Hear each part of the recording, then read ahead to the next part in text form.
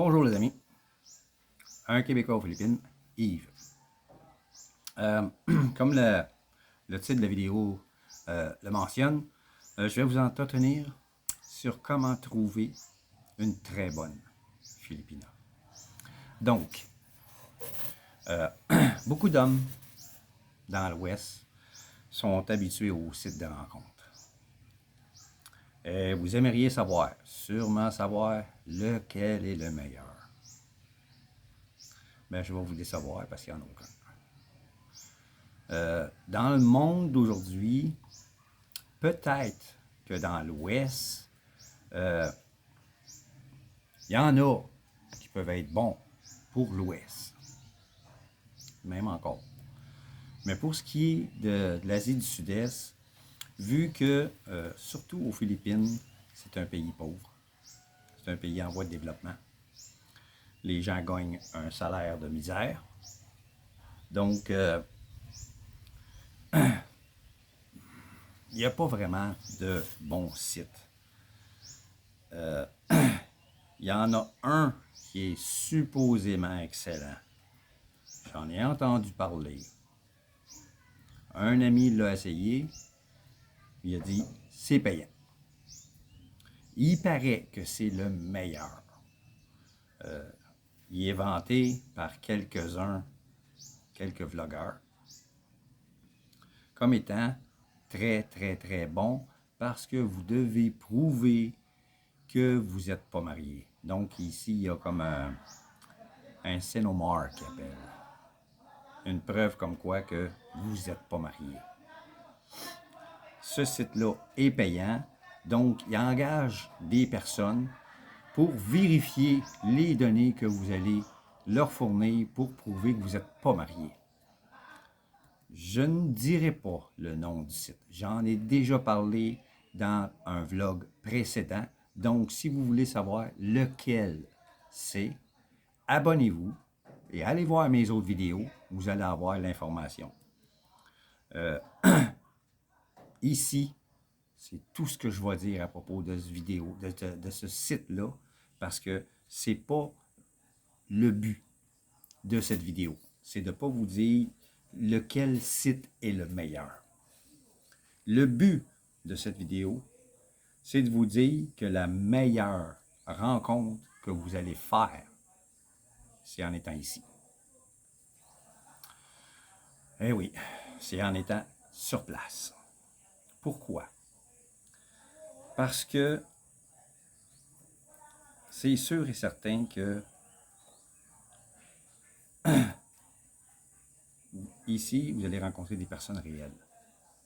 C'est beaucoup plus facile de savoir si elles sont sincères ou non.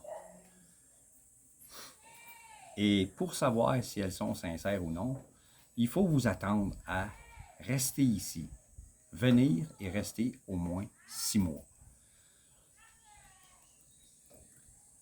Pour prendre le temps de bien la connaître. Oui, il y en a qui vont dire « Ouais, mais moi, je suis dans la fin trentaine, début quarantaine, puis je suis pas prête à prendre ma retraite, etc. » Oui, je peux comprendre ça. Je peux comprendre ça. Mais certains expats, c'est une minorité par contre, certains expats peuvent travailler en ligne avec la compagnie avec qui ils travaillent présentement. Ou ils ont le diplôme, les compétences pour se trouver un travail en ligne pour une compagnie qui est établie dans leur pays. Donc, ils peuvent travailler en ligne avec cette compagnie-là. Puis ces gens-là viennent ici, ils font ça. Ils travaillent en ligne, ils gagnent de l'argent. C'est une minorité. Parce que la grosse majorité des gars qui viennent habiter ici sont retraités. Donc, ils ont une pension. Ils sont capables de venir s'installer ici de façon permanente. C'est la meilleure façon de faire des rencontres sincères. De très bonnes rencontres. Si vous n'avez pas la possibilité de vous trouver un travail en ligne, puis générer de l'argent, En travaillant, vous avez des possessions dans votre pays. Une maison, un édifice à appartement. Vendez. Vendez. Venez vous installer ici. Achetez un condo. Louez-le à des touristes ou à des expats qui vont venir s'y installer de façon permanente. Et vous, louez-vous un appartement, pas cher. Vous allez générer des revenus. C'est pas énorme, tout dépendant du secteur où vous allez habiter. C'est pas énorme, c'est mieux que rien. Mais si vous avez la possibilité d'avoir un travail en ligne, et vous avez aussi des possessions, vendez tout, déménagez ici avec votre travail en ligne. Faites pas le contraire. Déménagez puis vous trouvez un travail en ligne. Vous serez peut-être pas capable. Vous trouverez peut-être pas. Beaucoup de gens essayent. J'ai essayé. J'ai pas les compétences pour me trouver un travail en ligne pour des compagnies qui l'offrent. Donc, j'ai pas de travail. Même si je veux travailler en ligne. Je peux pas. J'ai pas les compétences.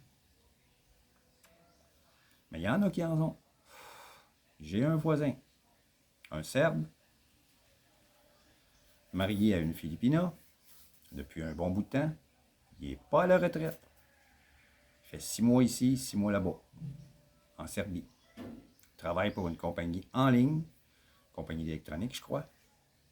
Sa femme fait le même job que lui. C'est comme ça qu'ils se sont rencontrés. Puis, il vient juste de revenir. Puis moi, ça fait un petit peu plus que 6 mois que je suis ici. Une semaine après que je suis arrivé, puis ils sont partis en Serbie pour 6 mois. Là, ils viennent juste de revenir depuis une semaine. Donc, ils font 6 mois là-bas, 6 mois ici. Ils travaillent tous les deux en ligne. Ils ont une plus belle maison que moi. Le terrain est un peu plus petit, par exemple. Mais ils ont une très belle maison. Ils sont très bien installés. Ils ont tous les deux un véhicule neuf. Lui, il a un pick-up, puis elle a un VUS. Ici, sur place. Là-bas, je ne sais pas. Mais ils ont un travail en ligne, tous les deux. Donc, si c'est possible avec la compagnie pour laquelle vous êtes, faites-le. Si la compagnie avec qui vous faites affaire, vous travaillez pour, ne le font pas, essayez de vous trouver avec les compétences que vous avez, de vous trouver une compagnie qui vous offrirait un travail en ligne à l'étranger. Que vous pourrez déménager à l'étranger. Puis, s'ils vous disent, ben, il faut que vous vous rapportiez au moins à tous les 6 mois, ben, vous faites 6 mois ici, 6 mois là-bas. Si vous n'êtes pas obligé de rester 6 mois là-bas, vous restez juste 2 mois, vous revenez après 2 mois. 6 mois plus tard, vous retournez un autre 2 mois. Les arrangements peuvent être différents d'une compagnie à l'autre. Si vous pouvez le faire, faites-le. Où j'en suis? Excusez-moi. Je prends des notes. Je n'ai pas le choix. Trop à dire. Ah.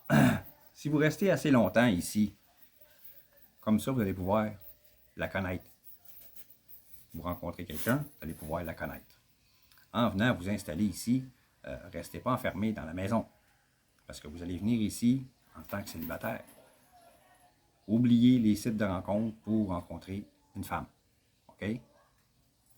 En 2025, c'est plus possible pour les Philippines. C'est plate, je vous pète votre ballon, c'est plus possible. Sauf un supposé site que c'est numéro 1. Donc, vous prenez votre temps, vous ne rushez rien. Vous prenez votre temps pour le connaître.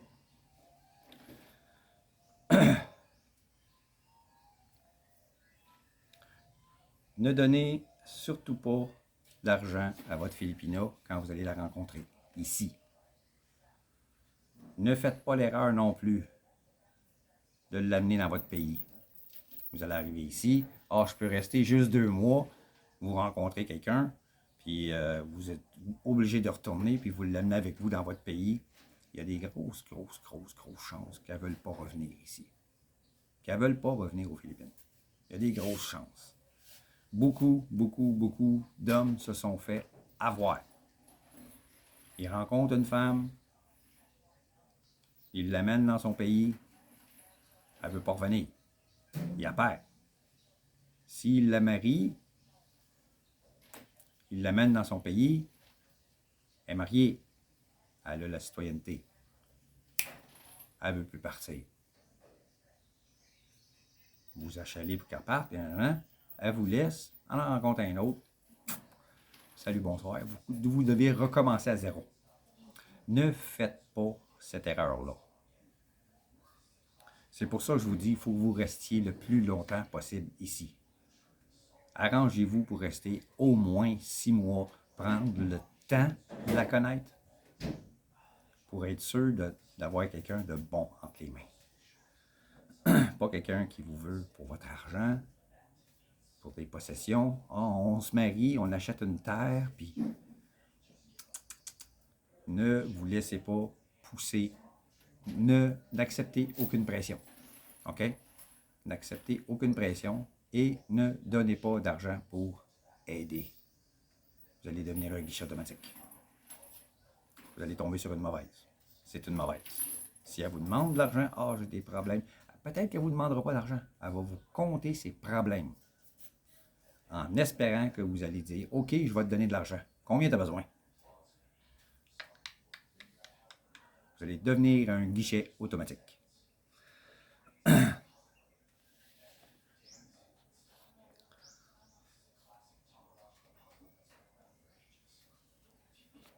Donc, si vous avez de l'argent de côté, vous avez des possessions et une job en ligne que vous allez avoir depuis votre pays d'origine, vous arrivez ici avec tout ça, vous avez votre job en ligne, vous avez de l'argent à investir, vous investissez dans les condos. N'investissez pas l'argent sur un terrain ou une maison en pensant revendre un jour puis faire de l'argent. Parce que les Philippines ne sont pas à vendre. Contrairement aux pays de l'Ouest, comme chez nous au Canada, quand on laisse les étrangers acheter des terrains, puis la maison qu'il y a dessus, ou le bloc qu'il y a dessus, ou l'hôtel qu'il y a dessus, on est en train de vendre notre pays, comme les États-Unis. La Californie appartient en partie au Japon. Les Japonais ont investi massivement en Californie. Les Arabes ont investi dans les hôtels, les gros hôtels. Le Canada et les États-Unis sont en train de se vendre à l'étranger. Et probablement des pays d'Europe dont je ne suis pas au courant. Mais ici, c'est pas possible. Vous ne posséderez jamais un terrain. Vous pouvez posséder une maison, mais c'est plus un inconvénient qu'autre chose. Parce que la maison que vous allez posséder sur le terrain de votre femme, si ça ne marche plus avec elle, vous devez vendre la maison. Si vous ne pouvez pas la vendre, dans le temps qu'elle a dit, bon, ben là, moi, je veux m'installer. Je veux m'installer dans cette maison-là. Je ne peux pas te l'acheter, mais le terrain m'appartient. Tu es obligé de céder la maison pour des peanuts. Vous allez investir 1 million de pesos dans la maison. Vous allez devoir y laisser pour 100 000, 200 000. That's it. Puis c'est payé au mois. Installment. Donc, vous perdez. Si vous achetez un terrain et une maison, vous êtes jeune, c'est parce que vous voulez fonder une famille, puis ce terrain-là, puis cette maison-là va aller à vos enfants plus tard. Pas à vous. Vous ne ferez pas d'argent avec ça. Si vous voulez faire de l'argent, vous avez une job en ligne, vous êtes jeune, vous avez une job en ligne, vous avez de l'argent, des possessions dans votre pays, vous vendez là-bas, puis vous investissez l'argent ici dans des condos. Vous louez les condos à des touristes ou à des expats qui vont s'y installer de façon permanente. C'est comme ça que vous allez générer des revenus ici et des revenus en ligne à partir de votre pays d'origine. De d'autres façons, ouvrir des commerces Ça fait 2 ans que je suis ici. Il y a des commerces qui se rouvrent, 6 mois après, c'est fermé. 3 mois après, c'est fermé. Banqueroute, banqueroute, banqueroute, banqueroute, banqueroute. Il n'y a rien qui marche. Il y a seulement des petites affaires qui ne rapportent pas énormément. Mais les gens, les Filipinos qui ont été dans d'autres pays, qui ont fait de l'argent, qui sont arrivés ici, ils ont ouvert une petite épicerie dans leur barangay, ils ont ouvert un petit salon de beauté en ville, une place qui vend des milk tea, une petite boulangerie. C'est toutes des choses qui rapportent un petit peu ici et là. En fin de compte, ça fait beaucoup, mais ça fait beaucoup à gérer. Ça fait beaucoup à gérer. J'en connais une, madame, où est-ce que j'habitais, la maison que j'avais louée, elle avait une petite épicerie, un petit salon de beauté, une autre petite affaire, une autre petite affaire. Elle passait son temps à se promener d'un à l'autre. Quand on voulait la voir pour une raison X à propos de la maison qu'on avait louée, sur le terrain que j'avais une grande maison puis une petite. La petite, je l'avais gardée pour moi, je dormais dedans. Je dormais tout seul là-dedans. J'aimais mieux dormir tout seul. Le plafond s'est mis à couler. Le toit est plat, jamais nettoyé. Le renvoi d'eau était bouché. Ça a fait craquer le plafond qui est en ciment. Ça coulait. Pour l'avoir, ça m'a pris 2 semaines pour réussir à lui parler puis lui dire ben c'est parce que le plafond coule. Je peux plus dormir là. Il mouille tout le temps, on est en saison des pluies. Je peux plus dormir là, je suis obligé d'aller dormir dans la grande maison. Tu me fais un rabais. Je peux plus habiter dedans, là. Donc je paye pas pour ça. Ça a pris 2 semaines avant que je la voie. J'ai eu mon rabais, mais ça m'a pris 2 semaines à la voir. Donc, ça fait beaucoup à gérer. Si, comme je vous dis, vous pouvez vendre toutes vos affaires, vous investissez dans un condo, ça va vous générer des revenus ici. Tout dépendant de l'endroit où vous habitez. Si ce n'est pas très touristique, essayez de louer à des expats. Si vous essayez de louer à des Filipinos, ils ne voudront pas payer. Ou ils ne vous payeront pas. Ça arrive. Tandis qu'un expat, c'est plus sûr, il va vous payer. Vous allez pouvoir demander un bon prix d'ailleurs. Parce qu'il y a des condos, ici, dans la province où j'habite, il y en a des condos, puis ça se loue 6 7 000 pesos par mois. Si vous allez dans des grandes villes, Manille, Cebu, c'est 20-25 000 pour un condo, une chambre à coucher. Si vous avez 2 chambres à coucher, c'est 35 000. Ça, c'est dans les moins chers. C'est dans les moins chers. À Manille, la place que j'avais trouvée, c'était les moins chers. C'était 25 000 pesos par mois pour une chambre à coucher. Les 2 chambres à coucher, c'était 35 000. Ça, c'était les moins chers parce qu'il y en a 60 000, 75 000 par mois.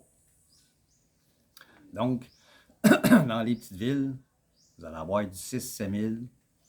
Si vous avez du 2 chambres à coucher, vous pouvez aller jusqu'à 9-10 000 si c'est un expat qui le prend. Vous allez générer des revenus de cette façon-là. Donc, n'investissez pas dans la restauration, ça ne fonctionne pas. N'investissez pas dans les bars, ça ne rapporte pas. Des expats, un expat ici, un Américain, a ouvert un bar avec sa femme Filipina. Ça a dégénéré. Il a été obligé de partir.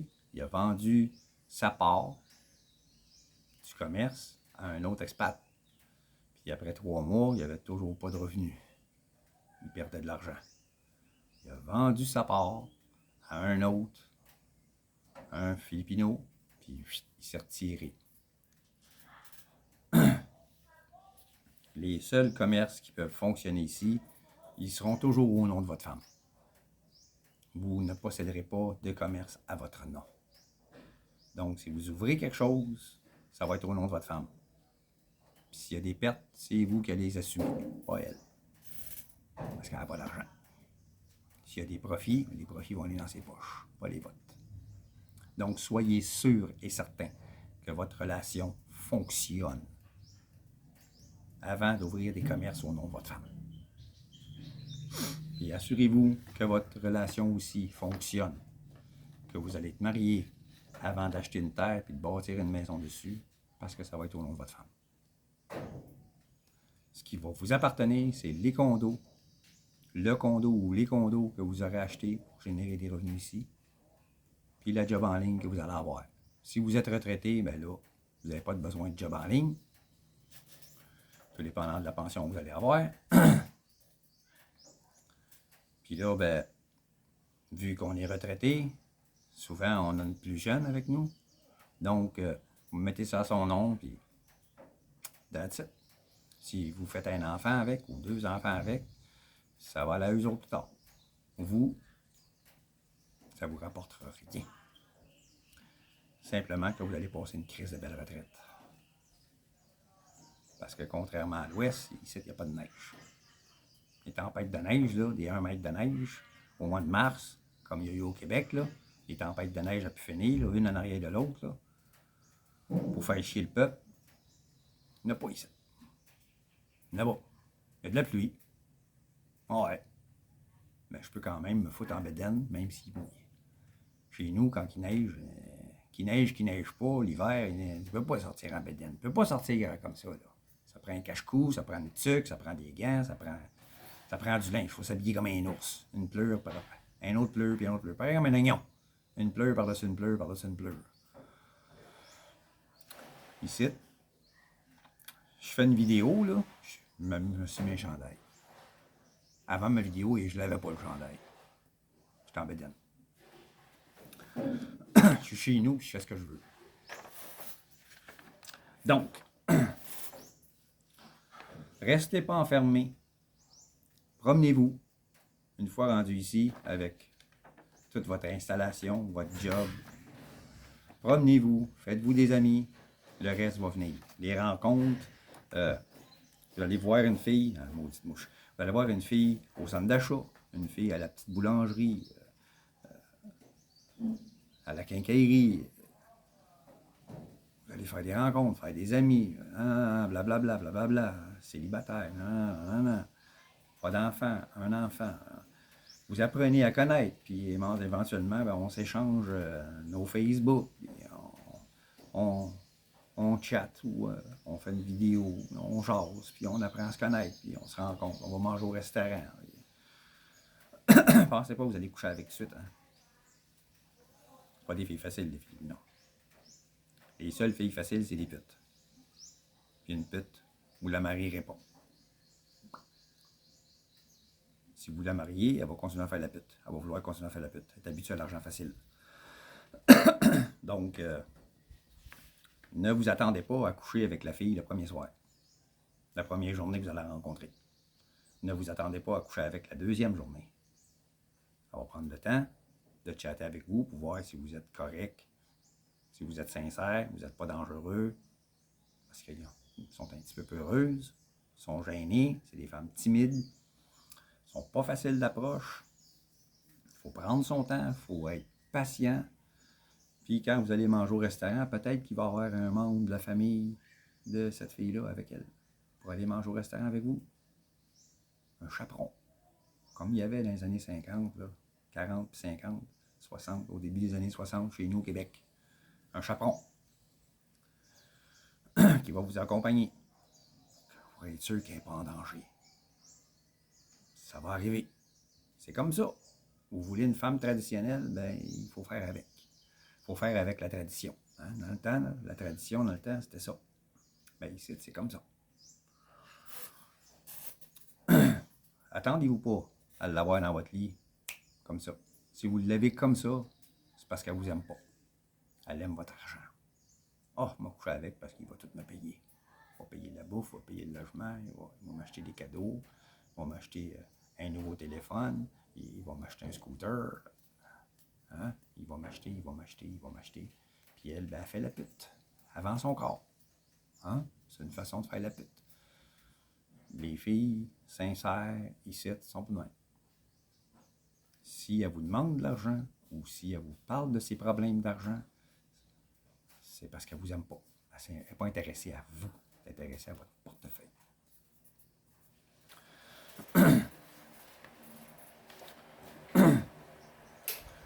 Donc, restez pas enfermés à fréquenter les sites de rencontres. Parce que, à cause qu'on est en 2025, puis que la grosse majorité des sites de rencontres, c'est devenu un travail, une job pour les Philippins. Ils en ont une trentaine qui s'intéressent à elle, puis il y en a une grosse partie là-dedans qui envoie de l'argent pour l'aider avec ses problèmes. Elle n'est pas intéressée à rencontrer pour l'amour. Elle a une job. Elle fait de l'argent. Elle n'a pas besoin d'un homme. Elle a pris goût à l'argent. Donc, la seule façon de rencontrer une Filipina sincère, c'est en personne. Sur place. La seule façon. Parce que vous allez être le seul à la courtiser. Puis vous allez avoir toute son attention. Tandis qu'en ligne, vous n'êtes pas le seul à la courtiser. Puis vous n'avez pas toute son attention. Elle donne son attention à celui qui donne le plus. Celui qui est le plus généreux.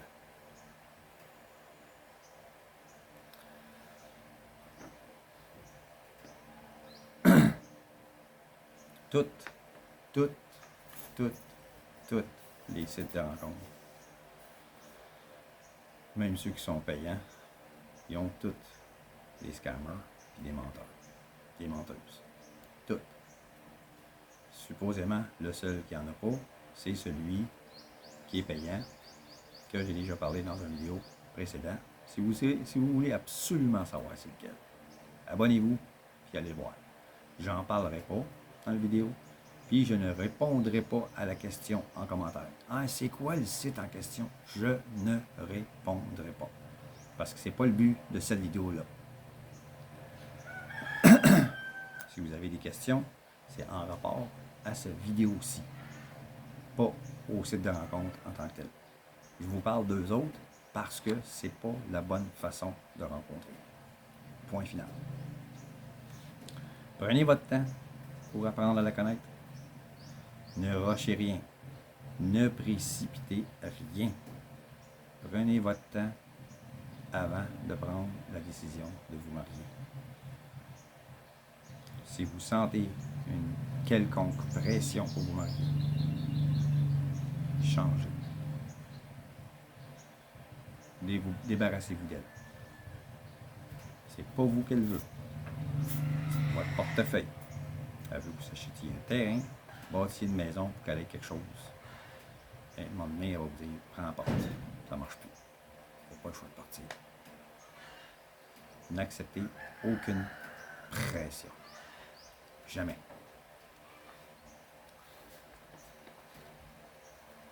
Que vous soyez jeune ou à la retraite, le temps ici ne compte pas. Rien ne presse, il n'y a rien d'urgent. Ils vivent comme ça. Donc, vivez comme ça. Si vous sentez une pression, une urgence causée par elle, c'est pas vous qu'elle veut. C'est votre portefeuille. Adaptez-vous.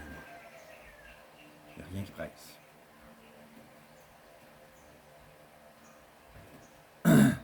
Préparez-vous soigneusement avant de venir. Achetez vos billets 6 mois à l'avance, si vous voulez avoir un bon prix. Puis en passant, ça vous prend 2 billets. Un aller, un retour. Si vous ne voulez pas payer cher pour le retour, puis vous pensez ne jamais retourner dans votre pays, si vous n'avez pas une job en ligne, vous êtes retraité, prenez-vous un billet pour les Philippines, puis un billet pour la Thaïlande qui va vous coûter beaucoup moins cher. Il y a même des billets qui qui se vendent 30$. Ça, je sais pas si avec les agences de voyage, j'ai essayé d'en avoir un. La fille a dit non, non, on n'a pas ça, nous autres. On ne connaît pas ça. Probablement qu'elle connaissait, mais qu'elle ne voulait pas en vendre. Il y a des gens qui font affaire directement avec la compagnie aérienne, et ils réussissent à en avoir. Et je ne me souviens pas du nom du billet, là. C'est un billet qui coûte à peu près 30-40$ US. Sinon, vous prenez un billet pour les Philippines, puis un billet pour la Thaïlande, qui est pas très cher, ça devrait être une centaine de piastres. C'est un billet que vous allez perdre, à moins que vous ayez la possibilité d'acheter un billet remboursable en partie. Mais pour venir ici, ça vous prend 2 billets. Un aller, un retour. Même si vous pensez ne pas partir. C'est la règle. Donc, préparez-vous d'avance. Vendez tout. Achetez vos billets d'avance, vendez tout.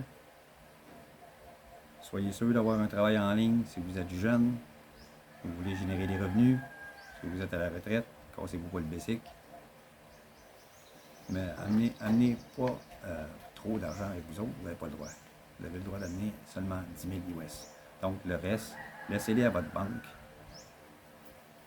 Puis votre 10 000 US, flambez-les pas trop vite. Parce que pour ouvrir un compte de banque, ça prend du temps. Ça m'a pris plusieurs mois. Plus que 6 mois. Plus que 6 mois. Parce que j'ai été chanceux. Ma blonde a des connexions. Elle connaît tout le monde dans la ville où elle habite. Puis, à Manille, j'ai essayé tout. J'ai essayé 4 banques. Rien à faire. Je suis arrivé ici. Bing bang. J'avais un compte de banque. Il y a beaucoup de requirements. Puis un des requirements, c'est que ça vous prend une carte ACR permanente. Si vous êtes touriste sur la carte ACR, les banques ne veulent pas vous ouvrir de compte. Donc, ça prend beaucoup de requirements. Puis, prenez votre temps. Puis, dépensez pas trop votre argent. Si vous avez d'autres moyens qu'un compte de banque pour transférer de l'argent, faites-le, mais de façon économe. Transférez pas trop d'argent pour flamber. Oui, c'est pas cher, mais on a tendance à acheter beaucoup. Pareil comme quand on est dans l'Ouest. On va avoir tout de suite. C'est une erreur. Prenez votre temps. Sur ce, les amis, je vous laisse. Pour ceux que c'est la première fois, un Québécois aux Philippines, à la retraite, 62 ans. Je suis installé ici à vie. Sur une terre d'1 hectare. Puis je compte en vivre. Abonnez-vous. Allez voir mes vidéos. J'en ai plus d'une 100aine. À la prochaine.